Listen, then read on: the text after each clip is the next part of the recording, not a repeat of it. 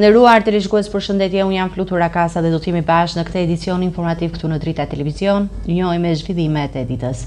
Kabineti qeveritar miratoi këtë të njëjtë vendimin për shkarkimin e kryetarit të Bashkisë së Tiranës Erion Veliaj pas propozimit të Këshillit Bashkiak, duke argumentuar se kryeqyteti nuk mund të funksionojë si një trup pa kokë. Vendimi i marrë nga ministrat e qeverisë Rama 4 i hap rrugën për organizimin e zgjedhjeve të pjesëshme lokale në kryeqytet, ndërsa Veliaj paralajmëron apelimin e vendimit në gjykatën kushtetuese. Në mbledhjen e kabinetit qeveritar, ku diskutua dhe propozimi i Këshillit Bashkiak për shkarkimin e Veliajt, ministrat vendosën pa debate të shumta për të miratuar vendimin. Argumenti zyrtar i Edi Ramës ishte se Bashkia e Tiranës nuk mund të funksionojë pa udhëheqës, duke u bazuar në mungesën e prezencës aktive të Veliajt në detyrë për 7 muaj. Veliaj e ka cilësuar këtë proces antikushtetues dhe pret që vendimi të apelohet në gjykatën kushtetuese brenda fatit 15 ditor, të parashikuar nga neni 115 i kushtetutës. Sipas ligjit, çdo ankim nga ana e kryebashkiakut pezullon efektet e vendimit të Këshillit të Ministrave deri në përfundim të shqyrtimit nga gjykata kushtetuese. Kjo situatë në të njëjtën kohë pengon presidentin e Republikës Bajram Begaj për të dekretuar datën e zgjedhjeve të pjesshme, pasi nuk ekziston formalizimi i vakancës. Veliaj ka argumentuar se nuk ka munguar në detyrë me vullnetin e tij të lirë dhe se vendimi i marrë për shkarkimin e tij është një masë sigurie që e privon nga ushtrimi i funksioneve si kryetar bashkie. Kërkesa e tij për të qenë prezent gjatë votimit në Këshillin Bashkiak nuk u pranua, duke ngritur debat mbi legjitimitetin e procesit dhe respektimin e të drejtave të tij. Nga ana tjetër, vendimi i qeverisë ka nisur menjëherë lëvizjen për fushatën elektorale. Partia Socialiste ka vendosur që drejtues të fushatës për zgjedhjet e pjesshme të kryeqytetit të jetë zëvendës kryeministrja Belinda Balluku, e cila ka përvojë nga fushata zgjedhore e Fierit, ku socialistët regjistruan një fitore të rëndësishme. Objektivi i Partisë Socialiste është të sigurojë mbështetje maksimale për kandidatin Ogerta Manastirliu, e cila do të garojë për postin e kryebashkiakut të Tiranës.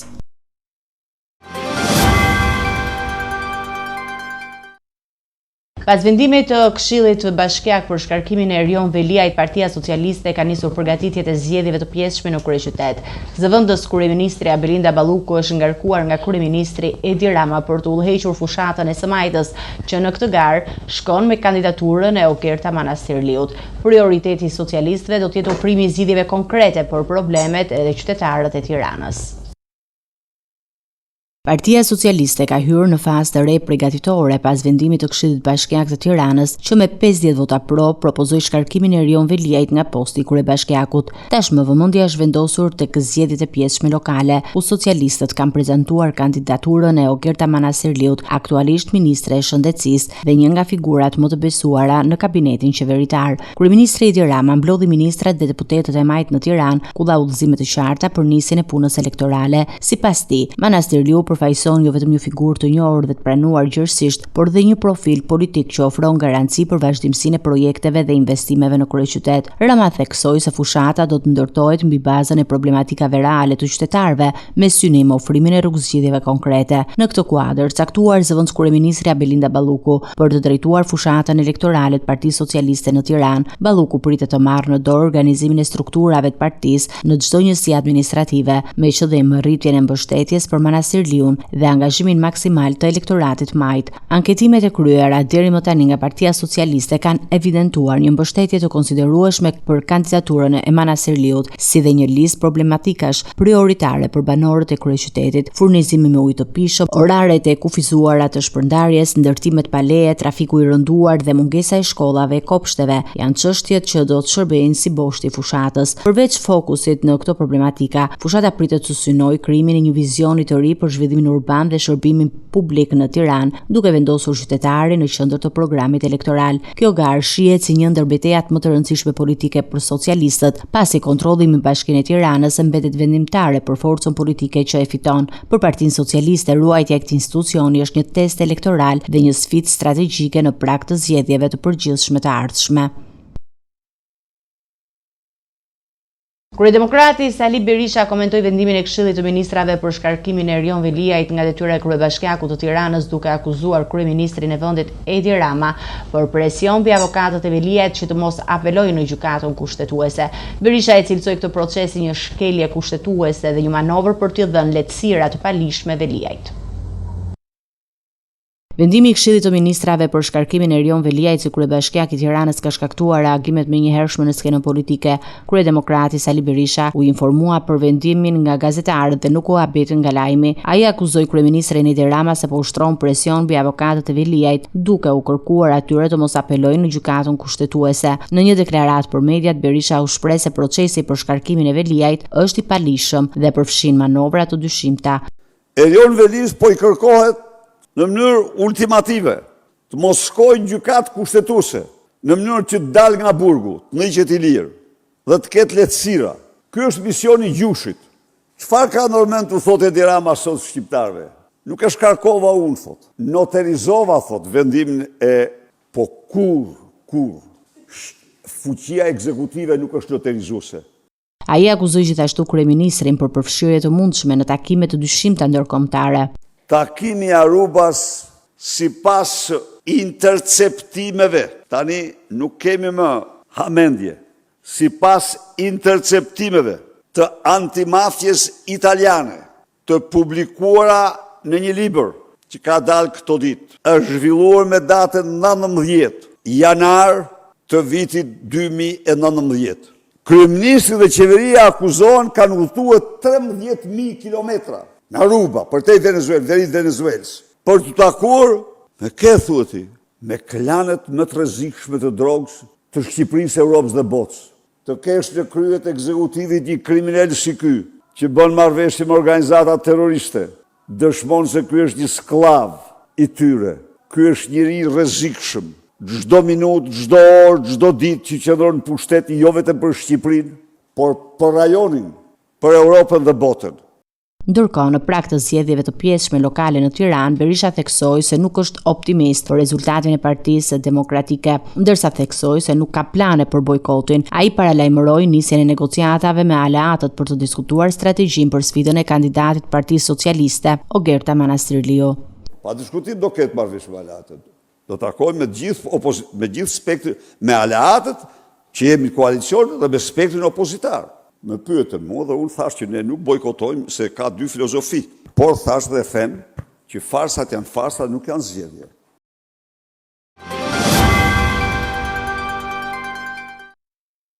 Presidenti i Republikës Bajram Begaj mbajti fjalën e tij në Asamblenë e Përgjithshme të Kombeve të Bashkuara, ku theksoi rolin e Shqipërisë si një vend i përkushtuar ndaj paqes, demokracisë dhe bashkëpunimit shumë palësh.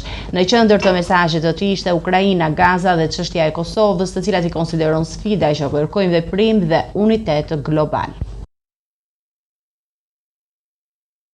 Kreu i Shtetit Shqiptar Bajram Begaj po merr pjesë në punimet e Asamblesë së Përgjithshme të Kombeve të Bashkuara në New York, ku mbajti një fjalim të fokusuar në sfidat më të mprejta që po kalon bota. Në nisje të fjalës së tij, Begaj theksoi se për Shqipërinë, Organizata e Kombeve të Bashkuara ka qenë dhe mbetet platforma universale e dialogut, mbrojtjes së të drejtave të njerëzit dhe ndihmës humanitare për miliona njerëz. Por duke u referuar krizave globale, ai nënvizoi se është domosdoshme të kërkohet më shumë si nga vetë OKB-ja, ashtu edhe nga vendet anëtare. Duke folur për luftën në Ukrainë, presidenti Begaj deklaroi se Shqipëria ka qëndruar krahas sovranitetit dhe integritetit territorial të këtij vendi, duke dënuar në mënyrë të përsëritur shkeljet e Rusisë ndaj Kartës së Kombeve të Bashkuara dhe ligjit ndërkombëtar. Ne dënojmë sulmet e vazhdueshme të Rusisë ndaj Ukrainës dhe incidentet e provokuara ndaj aleatëve tanë të NATO-s, duke vlerësuar njëkohësisht përpjekjet diplomatike që synojnë një paqe të drejtë dhe të qëndrueshme. Një pjesë e rëndësishme e fjalës së tij u kushtua dhe luftës në Gaza. Begaj bëri thirrje për përfundimin e menjëhershëm të konfliktit, lirimin e të gjitha pengjeve dhe trajtimin urgjent të situatës humanitare. Ai shprehu mbështetje për iniciativat e Shteteve të Bashkuara, Egjiptit dhe Katarit në drejtim të arritjes së një armëpushimi që do t'i hapte rrugën për një paqe të përhershme mes Izraelit dhe Palestinës. Hecime të tjera informacione, gjykata e Tiranës shtyll seancën paraprake ndaj ish-presidentit Ilir Meta, Monika Kurremadhi dhe të tjerëve të cilët akuzojnë për korrupsion, pastrim parash dhe lobim ndërkombëtar. Avokati i Metës ndodhet jashtë shtetit për arsye shëndetësore, ndërsa Monika Kurremadhi u shpreh pa kënaqur me procedurat e SPAK-ut. Vendimi për kalimin e çështjes në gjykim mbetet në dorë të gjyqtares Irena Gjoka. Seanca paraprak e prish presidentin Ilir Meta, Monika Kurremadhin dhe nënën e saj Fatime Kurremadhi dhe 2 bashkëpunëtorë të tjerë, e cila ishte parashikuar të mbajë këtë të njëjtë ushty. Avokati i presidentit Kujtim Çakrani kishte dorëzuar gjykatës kërkesën për shtyrje pasi ndodhej jashtë vendit për arsye shëndetësore. Monika Kurremadhi ishte e pranishme në sa dhe pas përfundimit të seancës foli për mediat. Ai e quajti procesin politik dhe paralajmëroi se do të jetë më e angazhuar në vijim për të mbrojtur familjen dhe të drejtat e saj. Po ju them dy gjëra, janë 2 letër porosi, njëra është që është çuar në Angli dhe një tjetër që është çuar në Amerikë, por do t'ju bëj me dije më vonë. Jam skandalizuar nga mënyra se si këto 2 institucione, këto 2 shtete janë përgjigjur prokurorisë së posaçme. Shtetet e Bashkuara të Amerikës i thonë, a keni vendim gjykate për sekuestrimin e telefonit Monika Kurremadhit? Dhe Spaku ka gënjur dhe thotë që po, kemi një vendim gjykate, ku ju çon vendimin e gjykatës për sekuestrimin e telefonit të mamas time, pa e cilësuar dhe pa çuar vendimin e gjykatës. Britania e Madhe ju thotë, o zotri, se po na keni shpjeguar gjithë telefonin e kësaj zonjës dhe gjithë kurikulum vitan e zotit Meta. A mund të na thoni cili është krimi që ka bërë zoti Meta këtu? Dhe zonja Kurremadhi se nuk po shohim krim. Dhe tjetra, mos u tallni me ne se ne nuk jemi stalker që ndjekim njerëzit dhe ju përgjojmë mesazhet e telefoneve. Ajo gjithashtu tha se do të rrasi dëshmitar të mbrojtjes figura të njohura, përfshirë kryeministrin Edi Rama dhe ish-ministrat, duke u përpjekur të sigurojnë dokumentacion dhe shpjegime të detajuara për akuzat që rëndojnë mbi ta. Patjetër, kryeministrin Edi Rama, shefin e kabinetit të tij Vali Bishgën, ish-ministren Milena Harito, patjetër të gjithë. Ish-presidenti Ilir Meta dhe Fatime Kurremadhi u përfaqësuan me prokuror, ndërsa vendimi për kalimin e dosjes për gjykim do të merret nga gjyqtarja Irena Gjoka. Çështja lidhet me dyshimet për korrupsion, pastrim parash dhe lobim në Shtetet e Bashkuara, si dhe shpenzime familjare të dyshuara. Deputeti demokrat Belind Kılliçi dëshmoi në gjykatën e posaçme për dosjen e famshme PSD. Deputeti u mor në pyetje në cilësinë e kallëzuesit të kësaj afere, për të cilën kanë përfunduar në burg 3 ish-drejtorë të Bashkisë së Tiranës, Taulant Tusha, Redi Modha dhe Mariglen Qato. Kılliçi deklaroi se nuk do të ndalet derisa të gjithë politikanët që ai cilësoi të përfshirë në korrupsion të kenë fatin e veliajt.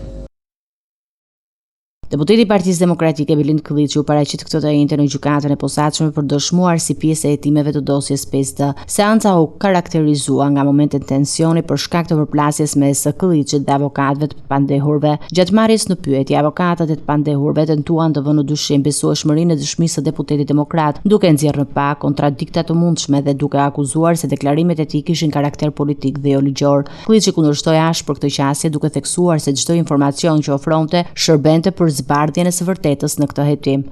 Jam pyetur në mënyrë intimiduese për deklaratat publike, deri diku është shkuar edhe në kërkesë llogarie nga ana e avokatërve të mbrojtës të personave të akuzuar, është kaluar në interpretime politike, është kaluar në akuza politike, është kaluar edhe deri diku në ridikulim të situatës dhe të zgjedhjeve të vitit 2023, ka patur dhe pyetja a fitova apo jo Bashkinë e Tiranës, por sigurisht avokatërve mbrojtës me që kjo pyetje ishte një çështje që nuk është në themel të diskutimit brenda sallës gjyqit, po ja jap përgjigjen këtu, më mirë këtu ku jam unë sot, se sa si fituesi i zgjedhjeve të 14 majit vitit 2023 dhe shtabit elektoral PSD, me që kishin hallin e rezultatit të 14 majit vitit 2023. Seanca vijoi me pyetje mbi burimin e informacionit dhe deklarimet e dhëna në publik, ndërsa Kılliçi theksoi gatishmërinë për të bashkëpunuar me drejtsinë dhe për t'i dhënë informacione të sakta mbi çështjet e hetura. Pavarësisht tensionit, dëshmia e tij u regjistrua e plot dhe do të përdoret si provë e rëndësishme në procesin gjyqësor. Dosja PSD lidhet me akuza të ndryshme për ish-drejtor të institucioneve publike. Në korrik të vitit kaluar, SPAK njoftoi akuzat ndaj Redian Modhës dhe Mariglen Qatos për korrupsion pasiv dhe mosdeklarim të pasurive, ndërsa Taulant Tusha u akuzua për shkelje të barazisë në tendera. 3 ish-drejtorë u arrestuan në mars të vitit 2023 me urdhër të prokurisë së posaçme antikorrupsion dhe hetimet vijojnë për të dokumentuar rolin e tyre dhe të tjerëve në këtë çështje. Një ditë pas aksidentit tragjik në galerinë e Kromit në zonën D të Bulqizës, ku humbi jetën minatori 38 vjeçar Kujtim Dangri, policia ka arrestuar brigadierin dhe një teknik, ndërsa është proceduar penalisht drejtuesi teknik i subjektit minerar. Hetimet zbulojnë mangësi serioze në zbatimin e rregullave të sigurisë në punë. Pulqiza është tronditur sërish nga ngjarje e rëndë që riktheu edhe një herë në qendër të vëmendjes e rrezikun me cilën po përballen çdo ditë minatorët e saj. Kujtim Dangri, vetëm 38 vjeç, humbi jetën në galeritë e Kromit në zonën D, pasi e zëpo shëmbja e mineralit gjatë turnit të tij të punës. Policia ka reaguar menjëherë duke vënë pranga brigadierin e punës dhe një teknik të minjerës, ndërsa është proceduar penalisht dhe drejtuesi teknik i subjektit. Hetimet e para tregojnë se personat përgjegjës nuk kishin marrë masat e nevojshme për të garantuar kushtet e sigurisë teknike, duke ekspozuar jetën e punëtorëve ndaj një rreziku të madh. Ngjarja po hetohet për veprat penale, shkelja e rregullave të mbrojtjes në punë me pasojë vdekjen. Trupi pa jetë i minatorit u nxor nga kolegët e tij, të cilët u përpoqën të jepnin ndihmën e parë, por fatkeqësisht plagët e rënda të shkaktuara nga masivi i mineralit rezultuan fatale. Lajmi i kopshëm ka rënduar atmosferën në Bulqiz, ku puna në galeritë e Kromit prej dekadash shihet si një burim kryesor i mbijetesës, por edhe si burimi i dhjetra tragjedive. Familjarët dhe kolegët e viktimës e përshkruajnë kujtimin si një punëtor të qetë dhe të përkushtuar, i cili prej vitesh e siguronte bukën e gojës me punën në minjer. Ata kërkojnë që kjo ngjarje të mos kalojë si shumë raste të tjera, por të shërbejë për të marrë masa konkrete në rritjen e sigurisë në punë. Minjerat e Bulqizës prej kohësh është shndruar në një simbol të pasurisë nën tokës shqiptare. Janë shoqëruar me një bilanc tragjik i jetësh të humbura, pavarësisht premtimeve për përmirësimin e kushteve të punës. Aksidentet vazhdojnë të përsëriten, duke zbuluar boshllëqe të mëdha në kontrollin teknik dhe mungesën e masave parandaluese. Pas kësaj ngjarje, autoritetet shtetërore kanë paralajmëruar masa më të rrepta kontrolli ndaj subjekteve minerale që ushtrojnë aktivitet në këtë zonë. Hetimet pritet të përcaktojnë jo vetëm përgjegjësit direkt të stafit teknik, por edhe nëse drejtuesit e kompanisë kanë shkelur detyrimet ligjore që lidhen me garantimin e jetës së punëtorëve.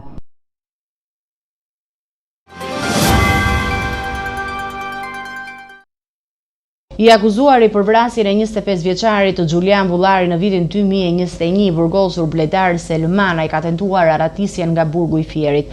Burimet zyrtare nga drejtoria e përgjithshme e burgjeve thanë se Selmanaj hapi një të çarë në murin e qelisë për të dalë jashtë. Pas kësaj ai ka dalë në oborrin e burgut dhe është ngritur në terras nëpërmjet tubave të kudhimit.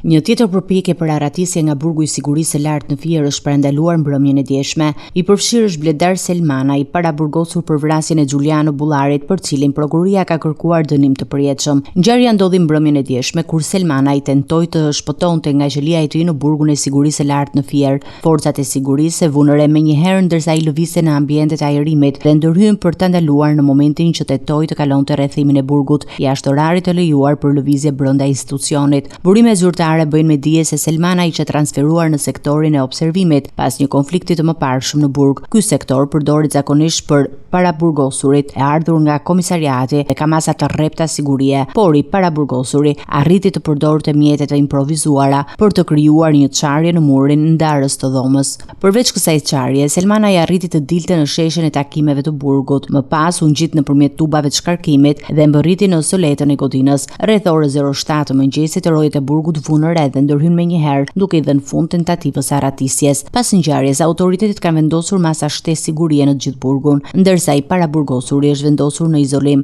Rasti po hetohet nga hetuesit e burgut, të cilët po analizojnë mënyrën se si ai ka mundur të kapërcejë masat e sigurisë dhe mjetet që ka përdorur për përpjekjen e tretë arratisjes. Bledar Selmanaj është arrestuar në 21 gusht 2021 në zonën e Içpllokut në Tiranë, 4 ditë pas ekzekutimit të shokut të tij Xhuliano Bullarit në fshatin Babic të Vlorës. Ngjarje e lidhur me prishjen e pazareve të drogës. Në shtator të po atij viti, Selmanaj tentoi vetvrasje në burgun e Peqinit dhe u diagnostikua me probleme të shëndetit mendor. Ky është rasti i tretë i tentativës për arratisje nga i njëjti person, një episod që thekson rrezikshmërinë e tij dhe kërkon përforcim të masave të sigurisë nga autoritetet penitenciare. Vrasja e 51 vjeçarit Valbon Beqiri në Durrës ditën e mërkurë është zbardhur nga policia vetëm pak orë pas krimit. 2 persona janë arrestuar, autori i krimit dhe bashkëpunëtori i tij. Në pranga kanë rënë Taylor Tivari, 24 vjeç, dhe bashkëpunëtori i tij, shtetasi me iniciale XD, 27 vjeç. Pas hetimeve intensive dhe negociatave me familjarët e autorit të dyshuar, policia e Durrësit ka dokumentuar me prova ligjore vrasjen e Valbon Beshirit, 51 vjeç, i njohur ndryshe si Marko. Autori i dyshuar, 24 vjeçari Taylor Tivari, i cili u dorëzua vetë në polici dhe një person tjetër që e ndihmoi të largohej, janë vënë pranga. Ngjarja e rëndë ndodhi mbrëmjen e 24 shtatorit në katin e 4 të një pallati në lagjen numër 12 të Durrësit. Viktima Valbon Beshiri u gjet pa shenja jete me plagë të shumta të shkaktuara nga goditja me thik. Sipas hetimeve, krimi ndodhi në apartamentin që Beshiri kishte në përdorim për ruajtje, pasi pronarët jetojnë në Itali. Hetimet e policisë zbuluan se ngjarja kishte ndodhur para ditën e së mërkurës, rreth orës 10. Autoritetet sqarojnë se 24 vjeçari Tivari kishte hyrë në banesë me qëllimin e blerjes së lëndës narkotike. Megjithatë, një konflikt i shkaktuar për motive të dobta degeneroi dhe riu e goditi viktimën disa herë me thik, duke i shkaktuar vdekjen e menjëhershme. Dyshohet se autori ndodhej në efektin e drogës në momentin e ngjarjes. Pas vrasjes, Tivari u ndihmua nga një tjetër person, 27 vjeçari me inicialet XG, i cili transportoi fillimisht një taksi në banesën e tij. Të dy u kapën nga policia në një aksion të koordinuar dhe përballen me akuza të rënda penale. Viktima i martuar dhe babai i një djali të mitur ishte banues në lagjen numër 16 të Durrësit. Ai ishte i njohur në komunitet dhe krimi ka shkaktuar tronditje mes fqinjeve dhe banorëve të zonës. Prokuroria ka marrë në dorë materialet procedurale dhe ka ngritur ndaj Tivarit akuza për vrasje me dashje dhe prodhim e shitjeve pa leje të armëve të ftohta. Bashkëpunëtori i tij akuzohet për moskallëzim krimi dhe për kraje autorit të veprës penale. Deri në këtë fazë, bashkëpunëtori nuk ka pranuar akuzat e ngritura. Hetimet vijojnë për të dokumentuar të gjitha rrethanat e ngjarjes, për të identifikuar çdo person që mund të ketë ndihmuar në kryerjen e kësaj ngjarjeje dhe për të zbardhur motivet e sakta të konfliktit që çuan në vrasje. Policia dhe prokuroria po shqyrtojnë gjithashtu mundësinë e lidhjes së krimit me aktivitetet palishme të shpërndarjes së lëndëve narkotike në qytet.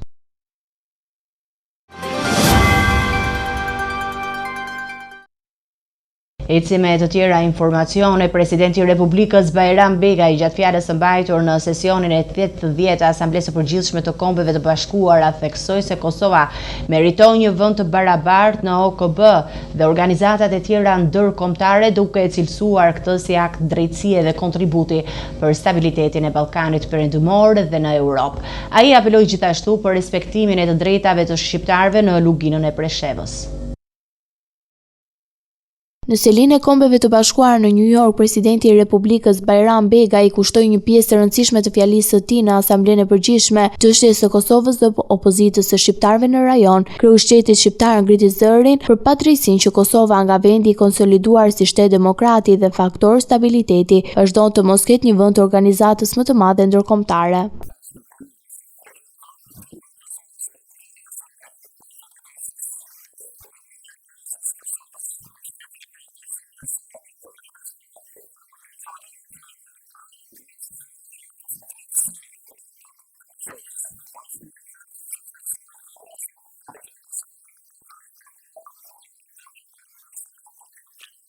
Në vijim, presidenti shqiptar ndali vëmendjen dhe tek shqiptarët e luginës së Preshevës, duke bërë thirrje për respektimin e lirive dhe të drejtave themelore të tyre.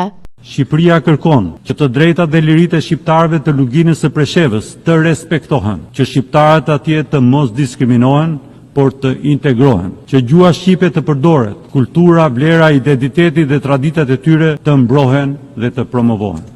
Gjatë qëndrimit në New York, Begaj theksoi se Shqipëria mbetet e palëkundur nën përkushtimin e saj ndaj vlerave të rrënjosura në parimet e OKB-s, duke nënvizuar rëndësinë e dialogut shumëpalësh, respektimin e të drejtave të njeriut dhe fuqizimin e bashkëpunimit ndërkombëtar përballë krizave globale. Presidentja e Kosovës Vjosa Osmani gjatë një takimi në New York me përfaqësuesin lart të Bashkimit Evropian Kaja Kallas ka përsëritur kërkesën për heqjen e masave ndëshkuese të vendosura ndaj Prishtinës. Osmani i konsideroi këto masa të padrejta dhe të dëmshme për qytetarët, ndërsa theksoi se integrimi evropian mbetet prioritet i Kosovës. Në Asamblenë e Përgjithshme të Kombeve të Bashkuara të New Yorkut, presidentja e Kosovës Vjosa Osmani e përdori takimin me përfaqësuesen e lartë të BE-s Kaja Kallas për të rikthyer në vëmendje shqetësimin kryesor të Prishtinës zyrtare, heqjen e masave ndëshkuese të vendosura nga Brukseli. Integrimi i Kosovës në BE mbetet ndër prioritetet tona kryesore shtetërore. Në këtë frym ritheksova domosdoshmërinë e heqjes së masave të padrejta të BE-s ndaj Kosovës, të cilat po i dëmtojnë të gjithë qytetarët tanë pa përjashtim, deklaroi Osmani. Bashkimi Evropian vendosi masa ndaj Kosovës në vitin 2023 pas tensioneve në veriun e vendit të banuara me shumicën serbe. Brukseli justifikoi vendimin me argumenti se Kosova nuk po ndërmerrte hapa të mjaftueshëm për shtensionimin e situatës. Sipas radios Europa e Lirë Istangam, këto masa lidhe me marrëveshjen e stabilizim asociimit, kontratën e parë zyrtare mes Kosovës dhe BE-s si dhe me kornizën e investimeve të Ballkanit Perëndimor. Kosova prikor synonte integrimin evropian, por ndonëse ka dorëzuar aplikimin për antarët që në dhjetor të vitit 2022, ajo vazhdon të mbetet vendi i parë në Ballkanin Perëndimor pas statusin e kandidatit. Prishtina kërkon që heqja e masave të hapë rrugën për shqyrtimin e aplikimit dhe për thellimin e marrëdhënieve në BE. Kryeministri në detyrë i Kosovës Albin Kurti ndodhet në Shtetet e Bashkuara të Amerikës për të marrë pjesë në punimet e Asamblesë së Përgjithshme të Organizatës së Kombeve të Bashkuara. Gjatë qëndrimit të tij në New York, Kurti pritet të zhvillojë takime dypalshe me udhëheqës të vendeve partnere në kuadër të javës së nivelit të lartë të Asamblesë së OKB-s.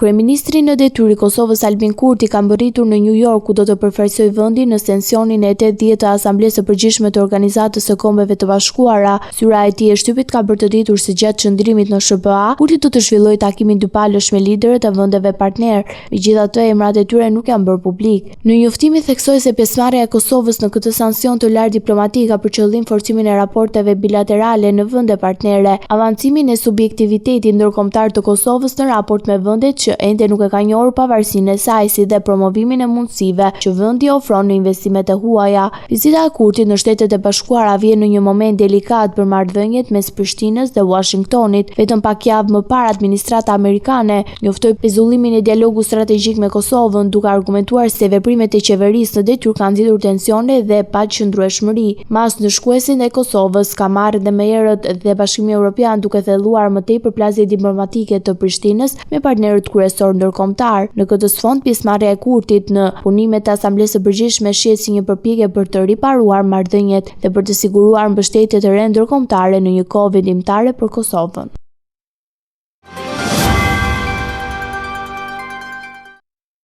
Të nderuar teleshikues, do të njihemi me parashikimin e motit.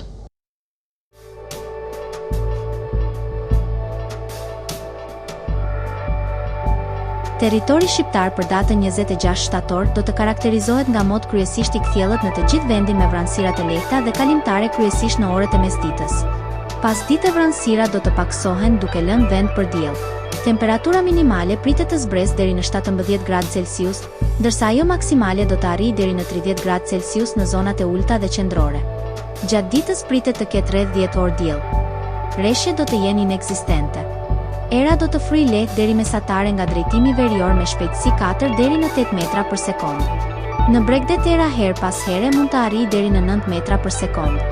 Deti do të ketë dallgëzim të ulët rreth 2 deri në 3 ballë. Indeksi ultraviolet për Tiranën më 26 shtator 2025 pritet të jetë 7 deri në 8. Sipas burimeve astronomike, lindja e diellit në Tiranë do të jetë rreth 6:25 minuta, ndërsa perëndimi rreth 18:39 minuta. Temperaturat minimale dhe maksimale për disa qytete kryesore të Shqipërisë do të jenë si më poshtë. Shkodër, 20 deri në 30 gradë. Kukës, 17 deri në 26 gradë Celsius. Peshkopi, 18 deri në 27 gradë. Tiranë, 20 deri në 30 gradë Celsius. Durrës, 21 deri në 29 gradë. Kavaj, 21 deri në 29 gradë Celsius. Elbasan, 20 deri në 30 gradë. Berat, 20 deri në 30 gradë Celsius. Korçë, 17 deri në 26 gradë. Vlorë, 22 deri në 29 gradë Celsius. Gjirokastër, 19 deri në 29 gradë. Sarand, 21 deri në 29 gradë Celsius. Territori i Kosovës për datën 26 shtator 2025 do të karakterizohet nga mot kryesisht i kthjellët dhe i ngrohtë. Temperatura minimale do të zbresë deri në 14 gradë Celsius, ndërsa temperatura maksimale do të ngjitet deri në 25 gradë Celsius në qytetet kryesore. Era do të fryjë lehtë deri mesatare nga drejtimi verior me shpejtësi 2 deri në 6 metra për sekond. Indeksi ultraviolet për Prishtinën pritet të jetë mesatar, rreth 5 deri në 6. Lindja e diellit në Prishtinë më 26 shtator 2025 është në orën 6:20 minuta. Perëndimi i diellit në Prishtinë më 26 shtator 2025 është në orën 18:34 minuta. Temperaturat minimale dhe maksimale për disa qytete kryesore të Kosovës do të jenë si më poshtë. Mitrovica 15 deri në 25 gradë. Podujev 14 deri në 24 gradë Celsius. Skënderaj 14 deri në 24 gradë. Pej 15 deri në 26 gradë Celsius. Prishtinë 14 deri në 25 gradë. Gjakov 15 deri në 26 gradë Celsius. Malishev 15 deri në 25 gradë. Gjilan 14 deri në 24 gradë Celsius. Ferizaj 14 deri në 24 gradë. Kaçanik 14 deri në 24 gradë Celsius. Suhare 15 deri në 26 gradë. Prizren 16 deri në 26 gradë Celsius.